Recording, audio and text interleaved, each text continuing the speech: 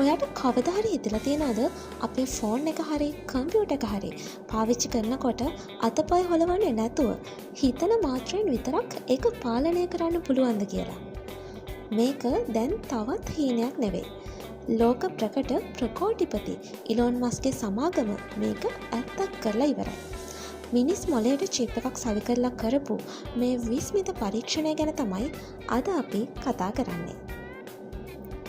මොකක්ද මේ නියුරලින්ක් චිප් එක? නියුරලින්ක් කියලා කියන්නේ අපේ මොළයේ තියෙන නියුරෝන. එහෙමත් නැත්නම් ස්නායු සෛලවල ක්‍රියාකාරීත්වය කියවන්න පුළුවන් ඊටාම කුඩා චිප් එකක්. මේක අපේ හිස් කබල ඇතුළතින් සවි කරනවා. ඊට පස්සේ මේ චිප් එක හරහා අපේ මොළයේ ඇතිවන විදුත් සංඥා බ්ලූටූත් තාක්ෂණය වගේ ක්‍රමයකින් පරිගණකයකට සම්බන්ධ කරනවා.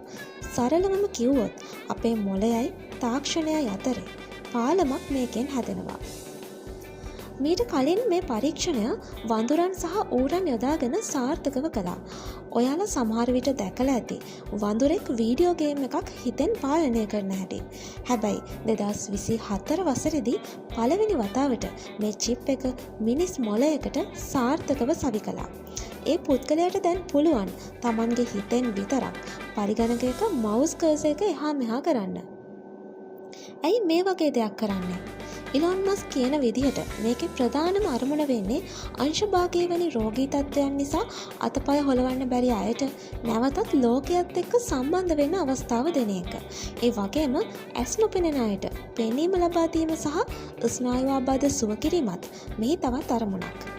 අනාගතයේදී අපිට අලුත් භාෂාවක් වුණත් චිප් එකක් කරහා ක්ෂණයකින් මොළයට ඩවුන්ලෝඩ් කරගන්න පුළුවන් වේද කියලත් දැන් කතාවක් යනවා. හැබැයි මේ තාක්ෂණය ගැන ලොකු බයකුත් තියෙනවා. අපේ මොළය හැක් කරන්න පුළුවන් වෙයිද? අපේ රහස්‍යභාවය නැති වෙයිද? මේ වගේ තාක්ෂණයක් වැරදි මිනිසුන්ගේ අතට ගියොත් මොකද වෙන්නේ?